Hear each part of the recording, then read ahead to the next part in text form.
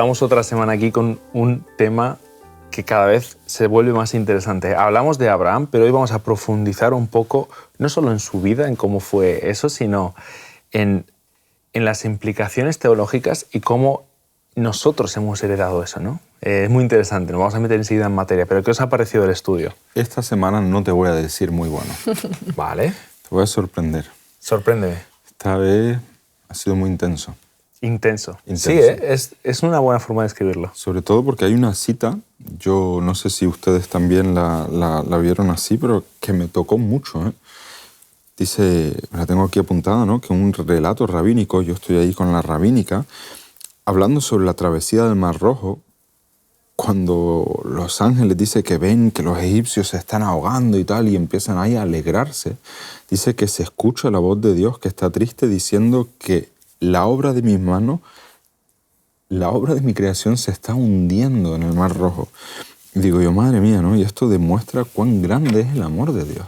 Es como que a través del paso del tiempo, esa imagen que teníamos al principio, con la que Dios había creado a Adán y Eva a su imagen, y esa imagen que nosotros tenemos de Dios, se fue desfigurando tanto, ¿no? Que tenemos que acceder al relato desde la perspectiva de, mira, Dios no se complace en la muerte de nadie. Tenemos que llegar a aclarar esto, ¿no? ¿Cómo es el paso y ese arrastre que tenemos del engaño del enemigo sobre cómo es Dios, para que tengamos que venir a aclarar estas cosas que en principio cuando uno después se encuentra con Dios personalmente es básico. Claro. No se complace en la muerte de nadie. El texto central del estudio es el último versículo de la gran comisión que se le conoce y es Jesús diciendo, He aquí yo estoy con vosotros hasta el final del mundo, hasta los últimos días, ¿no? Eso está Pero claro, en Mateo 28, 20, el último versículo. Pero claro, esto lo dice justamente cuando les dice, id a Judea, Samaria, hasta los confines de la tierra. Y ahí les dice, y yo estaré con vosotros. Claro, no se lo está diciendo solo a los discípulos en ese momento. Se lo está diciendo a los discípulos y a todos los que los discípulos alcancen en ese ministerio que ellos iban a tener, ¿no? Y esto es muy bonito. Y justamente la escuela sabática habla de eso, ¿no? De que somos hijos de la promesa. Y hay una frase que comentabas antes y me gustaría que la dijeras. Es muy interesante la de los enemigos. Sí, escuché a un pastor hablar y dijo algo que a mí me impactó mucho, ¿no? Porque así como lo vemos un poco más claro en la Biblia, que Dios elige siempre al más débil, lo veníamos hablando, y también incluso al pueblo de Israel, un pueblo pequeño que no tenía un ejército, ¿no? Porque cuando tú te sientes débil, Él puede trabajar, pero ese puede trabajar no es solo para tu beneficio, ¿no? Y entonces este pastor decía, Dios te escogió, es verdad que Dios te escogió, pero por amor a tus enemigos. Entonces tú, ¿cómo por amor a mis enemigos? Claro, Chocante, ¿eh? Es muy chocante Sí. porque llegas a la idea de que si tú amaras como Jesús amó, serías capaz de dar la vida por tus enemigos otorgándoles el perdón que Dios otorgó en la cruz a todos nosotros. Y eso transforma. Me viene... Esteban, ¿no? O sea, eso transforma. Señor, perdónalos. Eso transformaría el universo, transformaría por lo menos nuestro planeta, transformaría a esas personas a las que queremos alcanzar. Entonces, si te sientes escogido, no es para tu propio beneficio, ¿no? Es que nunca, Dios no te escoge nunca, ni porque lo valgas, ni para que tú prosperes, y luego lo veremos, ¿no? En un texto que se le dice a Abraham. Pero me gustaría, esto no está en la escuela sabática, pero me gustaría leeros un texto, el Sermón del Monte, Mateo 6, el versículo 44. Dice, Jesús les dice, amad a vuestros enemigos, justamente esto que dicen, ¿no? Bendecid a los que os maldicen, haced bien a los que os aborrecen y orad a los que os ultrajan y os persiguen. ¿Por qué? Pues porque sois hijos míos. A mí se me pone No, claro, es como en la cabeza de quién cabe que, oye, te están haciendo mal, contesta con bien. Te están persiguiendo, ora por ellos. Si tu enemigo tiene hambre, no, dale claro, de pero comer. es como, tú eres hijo Increíble. si eres hijo de Dios, si eres parte de la promesa, si eres parte del pacto, vas a hacer eso, ¿no? Adelante. Lo que nos impide muchas veces el poner esto por práctica, y ahí conecto con, me parece que fue la segunda semana, o la primera, que hablamos sobre Génesis, que hablábamos del triángulo y el árbol, no sé si lo tenéis en Dibujaste mente. un árbol ahí. Efectivamente. Entre más cerca estamos de Dios, mejor estamos también entre nosotros. Lo primero que sucede después de la caída es el miedo. Me escondí porque tuve miedo. No quiero ayudar a mi prójimo porque tengo miedo. No quiero que Dios sea el Dios de mi enemigo porque le tengo miedo. Y en ese contexto de lo que tú estás diciendo y lo que dices en la Gran Comisión, yo estaré con vosotros, conecta con el pensamiento de la escuela sabática que dice, yo soy tu escudo. Textos buenísimos, como por ejemplo Génesis 15:1, ¿no? Donde dice, no temas, Abraham, yo soy un escudo para ti. O Salmo 18:30. Yo es que me lo preparé aquí porque me parecieron textos tremendos, ¿no? Él es escudo a todos los que a él se acogen. Y claro, aquí no es un escudo como para protegerme de los demás, sino un escudo en el que yo soy consciente de que los demás no pueden hacerme daño. Y es un escudo, y se puede ver de otra forma, eres escudo para los demás. Es decir, yo protejo a los otros. Totalmente. De lo que quizá la lógica humana diría, pues oye, si me han hecho daño, en el contexto de los enemigos me han hecho daño, pues merece pagar por ello, ¿no? Claro. Merece diente por diente, ¿no? Que en el contexto de Abraham es, y serás bendición. Sí. Este versículo que dices, Génesis 12:2, dice que haré de ti una gran nación y te bendeciré y engrandeceré tu nombre, y esto es clave, y serás bendición. Serás bendición no porque tú lo valgas, no porque tú seas una nación grande o porque ya tengas un gran nombre. Yo engrandeceré tu nombre, pero para que seas bendición. No para que tú, Abraham, pues luego te recordarán por lo guay que has sido. No. Por las tierras que tenías. Claro, por las tierras que tenías, es que por la descendencia que has tenido. Enfocamos el éxito totalmente diferente, claro. ¿No? O sea, lo enfoca Dios de una forma que no es la nuestra, ¿no? Nosotros enfocamos el éxito en esas cosas y también enfocamos el miedo. Cuando tenemos miedo al otro, cuando tenemos miedo a mi enemigo, como decís vos, Dante, es cuando no entiendo la trascendencia que tiene ese escudo. Porque ese escudo me protege de algo que al final, vamos a ser conscientes, no es de cosas que puedan pasar en esta tierra, o sí, pero ese escudo me protege de mí mismo, me protege de mi autodestrucción y me promete una vida eterna. Cuando yo tengo claro ese escudo, claro, esta vida pasa a ser relativa. Entonces no le tengo miedo Esteban no le tenía miedo a la muerte. ¿Por qué los discípulos? O sea, con mi marido siempre hablamos, ¿cómo puede ser que los apóstoles murieran de esa forma? ¿Cómo puede ser que fueran a la muerte si Dios quiere la vida? Y nos pone incluso muchas herramientas químicas y psicológicas para que nosotros nos aferremos a la vida. Nosotros tenemos muchas herramientas de autoprotección como seres humanos y están bien. ¿Cómo puede ser que una persona rompa todo eso y dé ese paso de mártir, ¿Cómo puede ser eso? Claro, ahí hay algo sobrenatural en nosotros. Entendí que ese escudo es eterno, sí. Y que aquí pase lo que pase, tengo esa seguridad.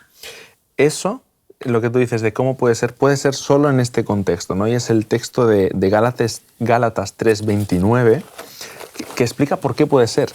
Y dice, y esto es condicional, y si vosotros sois de Cristo,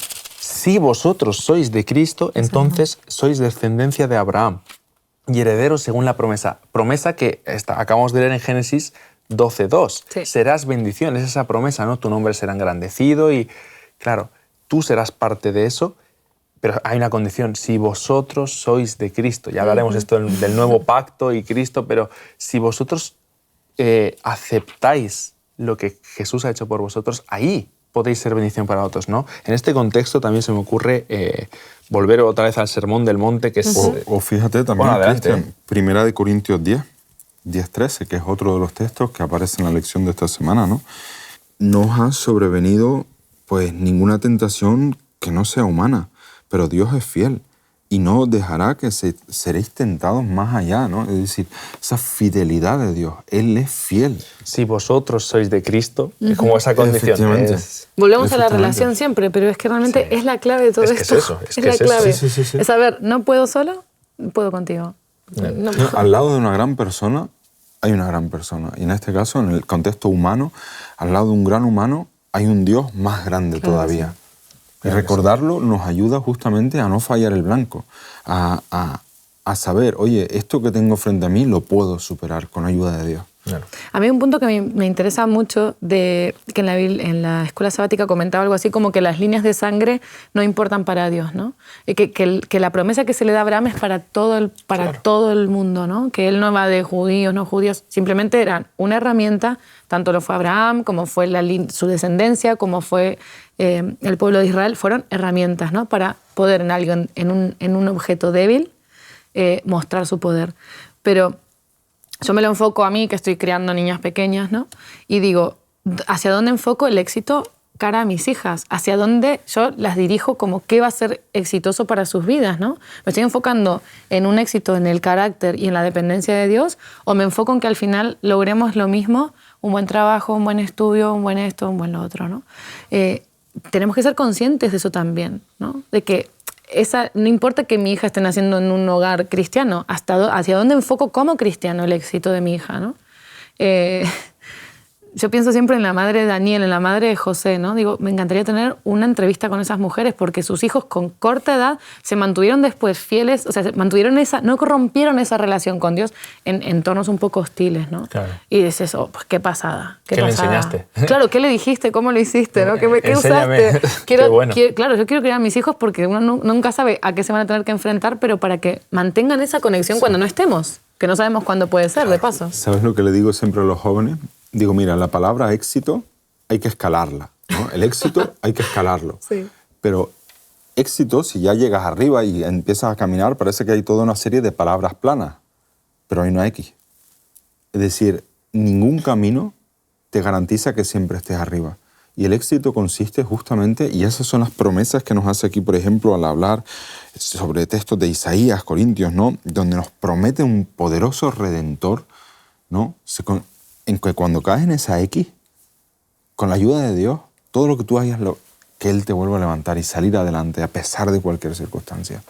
Y hay circunstancias muy amargas en esta vida. ¿eh? Sí, sí, lo que te vuelve a subir, por decirlo así, en este caso, en el texto que leíamos antes, es Cristo. Esa condición de claro. sí, Cristo. Y justo al final de la palabra, ¿no? Es como, vas bien, tú crees que todo controla, claro. hasta la X. Éxito. Claro. Y tú decías de que para Dios no es tan importante, las cosas sabáticas lo plantean, no es tan importante el linaje de sangre. Y es que el texto que hemos dicho de que la promesa es para todos, me gustaría leer en Gálatas un par de versículos antes, los últimos 3 versículos, dice, porque los que habéis sido bautizados en Cristo, os habéis revestido de Cristo, esa imagen, ¿no? Antes, en el Antiguo Testamento es el escudo, pero aquí es como la ropa, imagínate, revestirte de Cristo, me pongo una manta, refugio, un refugio, claro, algo que me protege del exterior, ¿no? Sí. Es súper bonito, dice, ya no hay ni judío, ni griego, no hay esclavo, ni libre, no hay varón, ni mujer, porque todos sois uno en Cristo Jesús. Qué bonito. Esa promesa que se le hace a Abraham, ese pacto que Dios hace con Abraham, lo quiere hacer con cada uno de nosotros, ¿no? Sí, lo dice en el versículo 29. Claro, es justo. Y si sois de Cristo, entonces ciertamente sois descendientes de Abraham. Claro. Es hermoso. La gente en la época de Jesús, ya que estamos en Gálatas y ya pasó todo, esperaba a Jesús para ocupar un trono, ¿no? Y vino a coger una cruz. Y tú dices, bueno, claro, normal, pues porque eso es con la cultura, uno se intenta poner en ese momento y decís, lógico, estaban bajo el yugo romano, entonces normal que quisieran un libertador en un sentido físico también, ¿no? Y económico, social, querían volver a tener ese engrandecimiento de nombre. Nación engrandecida, nación santa. Querían volver a ser esa nación grande, ¿no? Y pensar que Dios los volvía a poner a la palestra del mundo ahí, ¿no? Sí. Ahora, en nuestra visión y en nuestra sociedad, ¿qué buscamos? ¿El bienestar terrenal o la transformación del corazón como cristianos, ¿no? O sea, y lo mismo que Jesús, ¿querés el milagro o la salvación? ¿No? ¿Te conformas con que te sane? ¿Y ya está? Es que eso, ¿O querés que te salve? Eso es lo que dice, ¿no? Isaías 25:8, por ejemplo, lo podemos leer, ¿no? Dice, Él destruirá la muerte para siempre.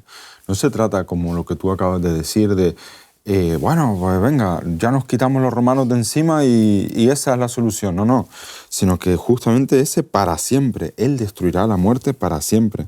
El Señor Dios enjugará las lágrimas de todos los rostros, quitará ahí el oprobio de su pueblo. Y luego en el contexto de Apocalipsis 22, que un testamento decía, la única página que estorba en la Biblia, ¿sabéis cuál es? Yo te la enseño, ¿eh? La que divide el Antiguo del Nuevo Testamento. Yo la tengo aquí a mano. Qué bueno. Es lo único. Sí, esta. Efectivamente. Esta. Es la única. Claro, porque es que pareciera ser que el pacto, hay un pacto con Abraham, sí. uno, lo vimos con Noé, con Adán y Eva, hay otro con Moisés, hay otro con el pueblo, y hay otro con... No, es el pacto. Sí. Es la alianza, que también en algunas Biblias se le dice alianza al pacto. Es eso, continuamente. Y la enseñanza se repite cuando tú lees un texto y lo proyectas hacia el pacto, cobra otro sentido, ¿no? Y en lo que tú decías antes, el Sermón del Monte. Yo vuelvo ahí otra vez. Mateo 6:33.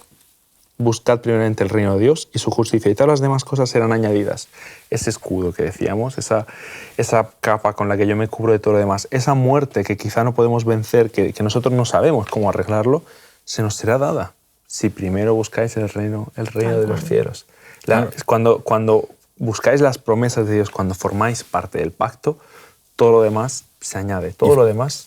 Y fíjate que uno de los subtítulos de la escuela sabática es justamente esa, ¿no? Que Abraham no vio el cumplimiento de esas promesas, que es muy curioso. Él en parte vio un hijo, pero él no vio una nación, padre de multitudes. Sí. El pobrecito, claro, tuvo a Ismael, tuvo a Isaac y tuvo un par de hijos más, pero claro, tanto como multitudes, sí. Deberíamos preguntarle a Abraham qué pensaba por multitudes, no creo que fuera 4 o 5. Y fíjate, porque ahí yo me lo apunté, digo, vale, él no las vio, pero se cumplió.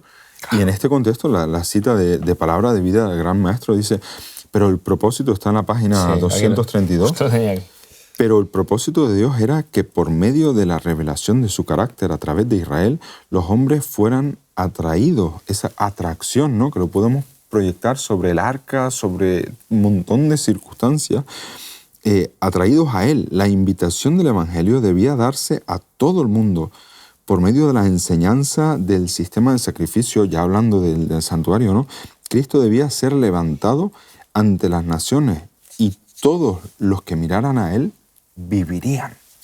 Esto me encanta. Cristo debía ser levantado, aunque Cristo debería ser levantado, nada más. Aunque a Él le decía, oye, tu nombre será engrandecido. Una cosa es que tu nombre sea engrandecido, como hemos visto en Gálatas, porque dependas de Cristo, y otra cosa es que tú seas engrandecido. Y aquí me surge la pregunta, ¿no? Porque dice que en el texto que a través de su carácter, ¿no? A través de cómo Él era, las naciones y la gente, pues se llevó una enseñanza de eso, ¿no? En ese sentido, Él fue bendición para los demás. ¿Qué ve las personas cuando se fijan en ti? Cuando se fijan en mí. Iba a meter un momento y coincide con... ¿Te acuerdas la ilustración que tú pusiste la semana pasada de ir caminando hacia Dios, Dios de espalda, es decir, mirándonos a nosotros? En este sentido, en lo que tú dices, ¿no? ¿Qué es lo que ven? Génesis 11 y Génesis 12. Génesis 11 yo había comentado que esa gente pues, se había juntado para un propósito. Sí. Abraham pues fue llamado para un propósito. ¿Qué ve la gente en ti? La pregunta que haces, ¿qué ven en mí? ¿Qué ven a una persona que simplemente persigue el éxito, el beneficiarse de un cargo o de una posición o del evangelio mismo, ¿no? Quiero beneficiarme del privilegio que me da Cristo, de que me va a bendecir. El propósito de Dios era que los hombres fueran atraídos a Él. Claro que sí. Es quitando un poco lo que hay en medio, ¿no? El propósito de Dios es que fueran atraídos a Él y que Cristo fuera enaltecido. Qué bonito, ¿no? Es que cuando nosotros predicáramos con nuestra vida y nuestros actos ese amor, el amor es atractivo. O sea, si en el momento que uno encontró a su pareja ideal, pensar en vuestro caso, ¿no? Claro que hay una primera atracción que puede ser, pues esta persona me interesa, me parece guapa, lo que sea.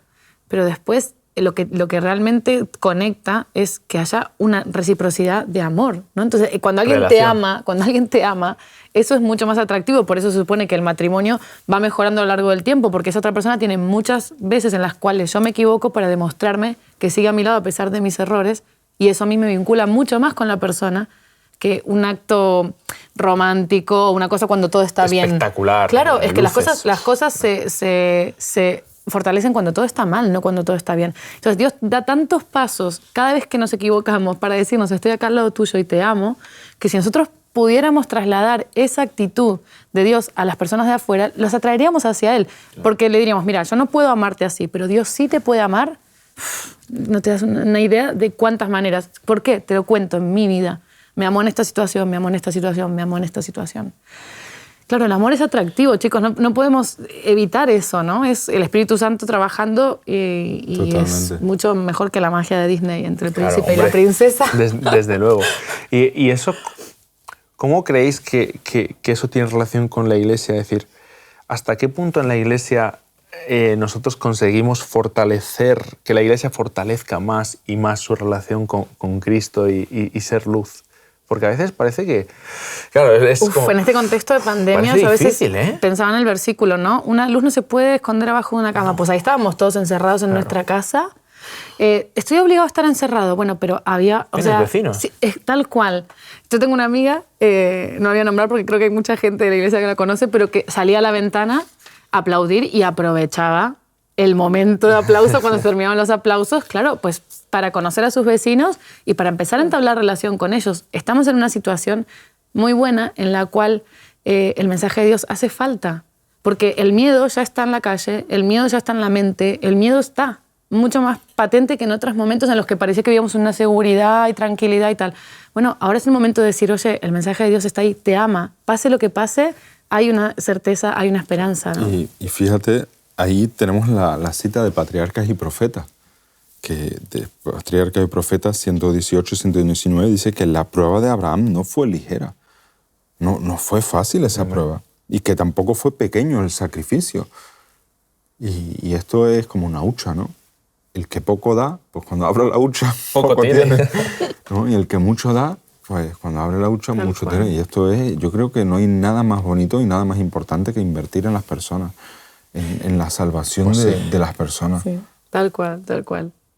Y esto que dices es muy interesante y me hace reflexionar un poco porque aunque estemos en pandemia y cada uno en su casa en ciertos momentos que hemos estado viviendo y es una locura, ¿en tu casa no puedes ensalzar a Cristo?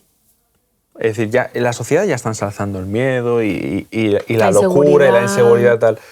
Oye, ¿no estaría bien que ensalzáramos esperanza y a Cristo? Oye, hay algo más. En el contexto en el que estás, en el supermercado, con el vecino, Era muy curioso el arcoíris, todo va a estar bien. Todo va a estar bien, por supuesto. Suscribimos ese mensaje al 100%. Pero mira, todo va a estar bien no dependiendo de una vacuna.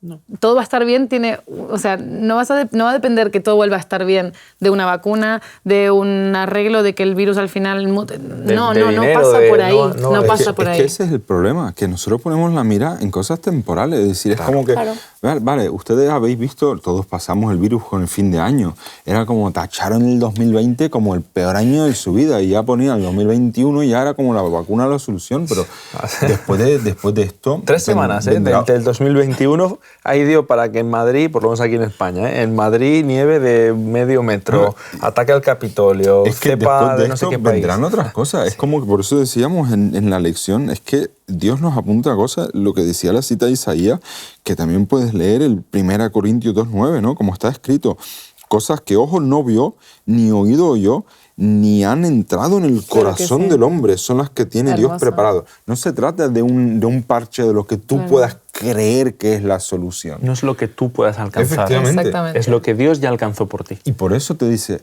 hagamos un pacto. Claro. Hagamos un pacto ahora, aquí, donde estamos. No esperes el momento ideal. Hay unas chicas que hacen música que se llaman Papel Maché, no sé si las conocen. Sí. Bueno, y en la cuarentena sacaron una canción a propósito de la cuarentena, ¿no? Y tiene frases hermosas, ¿no? Diciendo, estando en casa vuelo igual, decía ella, ¿no? No me hace falta salir de casa para volar, no me hace falta salir de casa para estar en paz, no me hace falta salir en casa para disfrutar, porque la paz que tú me das, ¿no? Esa paz que tú me das puede estar en cualquier situación y en cualquier lugar. Y me parece hermoso, la verdad, que en esta circunstancia que estamos viviendo como mundo, podamos decir como cristianos, oye, estando en tu casa, vuela igual, o sea, vive igual, cree igual, sé feliz igual, porque eso te lo puede dar Dios, ¿no? Claro. No te lo va a dar una vacuna, no te lo va a dar un gobierno, no te lo va a dar un viaje, no te lo va a dar que tu vida vuelva a ser. No, porque antes incluso en la cuarentena nos dimos cuenta que antes de pronto carecíamos de cosas. Pensamos que teníamos cosas y carecíamos de ellas, ¿no? Y no es la paz. Desde luego, de hecho ha habido, después de la pandemia, del encierro y todo esto, ha habido un cambio de paradigma, ¿no? Parece que la gente de verdad ahora tristemente ahora, después de esto, esté pensando en qué estoy haciendo con mi vida, cuál es mi propósito. Y el propósito que Dios presenta me parece el propósito. Y es lo que Jesús dice, buscar primero el reino de los cielos. El propósito de Dios es que le conozcas a Él, que te acerques y que aceptes la salvación que Él te regala. Es que te la regala simplemente, ¿no? Y en esa... Y en eso que suena tan bien, ¿no? Nos cuesta tanto. Como iglesia, como cristianos. Y llevas 11 años en la iglesia. Yo desde que nací en la iglesia, no sé cuánto lleva. ¿Cuánto más tiempo o menos lleva? Como Dante, ¿no? Claro, mucho más. Sí. Y nos cuesta, y nos va a seguir costando, ¿no? Y seguramente nos cueste toda la eternidad entender por qué. Y seguramente no lo entendamos porque no es lógico que Dios nos quiera tanto, no es lógico que Él haga un pacto en el que Él sale perdiendo el 100% de las veces y yo salgo ganando el 100% de las veces.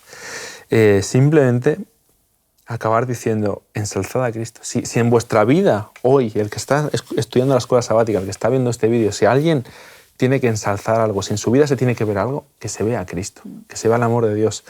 Igual que en la vida de Abraham, que se vea la fe y la constancia y el caminar que él tuvo con Dios. No, lo que dicen, no seguridades materiales, no una iglesia muy grande y muy bonita, sino una iglesia en la que se vive a Cristo, en la que se predica a Cristo, en la que Cristo se ve enaltecido.